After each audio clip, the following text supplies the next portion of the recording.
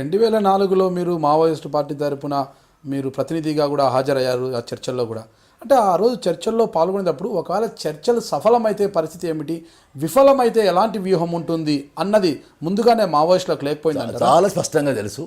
ఎందుకంటే across the table భూ సంస్కరణ జరగాలి, భూమిలో నిరుపేదలకు భూమి స్వాధీనం చేయాలంటే ఎవరు ఒప్పుకోరు. ఎందుకంటే ఇవాళ ఎన్నికవుతున్నటువంటి వాళ్ళు, ఎన్నికుంటున్నటువంటి వాళ్ళు మేకలు గొర్రెలే కావచ్చు, కానీ ఎన్నికవుతున్న వాళ్ళు తోడేళ్ళు.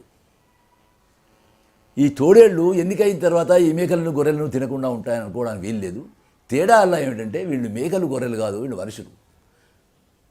పులి కంచయ్య గారు మావోయిస్ట్ పార్టీ ఉద్యమాన్ని రైలు ఇంజన్తో పోల్చండు, కానీ ఇది రైలు ఇంజన్ కాదు, ఇది సామాజిక engine. This is a social force. ఈ సోషల్ ఫోర్సు నిజానికి ఆయన ఇవాళ ఈ మాట అంటున్నాడు, కానీ మావసెట్టుంగా అయితే ముసలి మూర్ఖులు కొండను తవ్వుతున్నారు అన్నాడు. ఎందుకంటే కొండ పెరిగేది కాదు, వీడు ముసలి మూర్ఖుడే కావచ్చు, గడ్డపాలు పెట్టుకొని కింద తవ్వుతున్నాడు కావచ్చు, కానీ ఈ తవ్వితే రోజంతా చిన్న పిల్లైనా పడిపోతుంది. ఇది సంవత్సరాల పాటు తవ్వితే ఆ కొండ ఊరిపోతుంది, దోపిడీ కొండలు ఊరిపోతాయి. అట్లా 3 దోపిడీ కొండలు ఊరిపోయే చైనాలో విప్లవం వచ్చింది. కనుక ఆయన ఏ కొండలేని చెప్తున్నాడో దోపిడీ కొండలు, ఆ దోపిడీ కొండను ఢీకొంటున్నటువంటి రైలు ఇంజన్ అని ఏదైతే యాంత్రికంగా ఓ యంత్రం గురించి చెప్తున్నాడో అది యంత్రం కాదు, అది మనిషి, అది సామాజిక యంత్రం.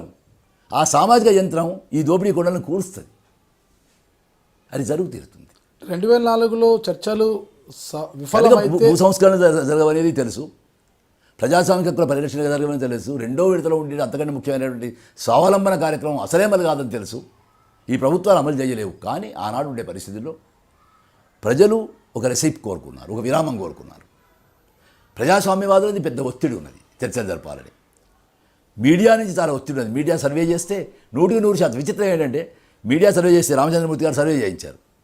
మీడియా సర్వే చేస్తే 100% ప్రజలు చర్చలు కావాలని కోరుకున్నారు, కానీ 100% ప్రజలు సాయుధ పోరాటం విరమించకుండా చర్చలు జరగాలన్నారు. అందుకే ఆ చర్చల కాలంలో మీరు తుపాకులు వదిలి రావాలంటే పార్టీ ఒప్పుకోలేదు. అది చర్చలో భాగం చేశారు, కానీ చర్చలో కూడా ప్రస్తావన వేయలేదు. చర్చలు అయిపోయిన తర్వాత మళ్ళీ వెళ్ళారు. ఎక్కడైతే వాళ్ళు పెట్టిన ప్రతిపాదనలు అమలు చేయాల్సి వచ్చిందో అక్కడ రాజశేఖర రెడ్డి గాడికి కూడా గొంతులు వెలపండు పడ్డది. ఎన్నికయ్యేది ప్రజల ఓట్లతో కావచ్చు, కానీ పనిచేసేది ఆ ప్రయోజనాల కోసం కాదు కదండి. ఇక్కడ మనం అర్థం చేసుకోవాల్సింది ఏంటంటే, మీరు ప్రజాస్వామ్యంగా చెప్పుతున్నటువంటి ఈ పార్లమెంటరీ నియంతృత్వం ఏదైతే ఉన్నదో ఇది ఎన్నికయ్యేటప్పుడు మాత్రమే ప్రజల ఓట్లవి. సరే, ప్రజల ఓట్లు ఎట్లా పడతాయనే చర్చలో నేను వెళ్ళడం లేదు. అందులో ఎన్ని రూపాయల ప్రలోభాలు ఉన్నవి, ఎన్ని రూపాయల సారాలు, కరప్షన్లు, ఓట్లు అవన్నీ వివరాలు పోవడం. కేవలం ఆ డబ్బాలో ఓటు వేసేది ఓటరు కావచ్చు. ప్రజలు ఓటర్లుగా ఓటు వేస్తున్నారు. రోహిత్ వేముల చెప్పినట్టు ప్రజలను ఈ ప్రభుత్వాలు ఎట్లా చూస్తున్నాయంటే ఓటర్లుగా చూస్తున్నవి, సంఖ్యగా చూస్తున్నవి, వస్తువుగా చూస్తున్నవి, మనుషులుగా చూడడం లేదు. ఈ ప్రభుత్వాలకు ప్రజలు 3 సందర్భాల్లో కనిపిస్తున్నారు.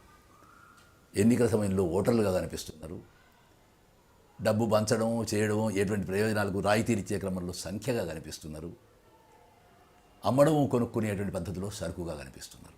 అంతే తప్ప మనుషులుగా కనిపించడం లేదు. ప్రభుత్వాలకు మనుషులుగా కనిపించని ప్రజలు తాము మనుషులమని గుర్తించే చైతన్యం వచ్చినప్పుడు మీరు చెప్పే ఎంత బలమైన ప్రభుత్వం కావచ్చు అది కూలిపోతుంది.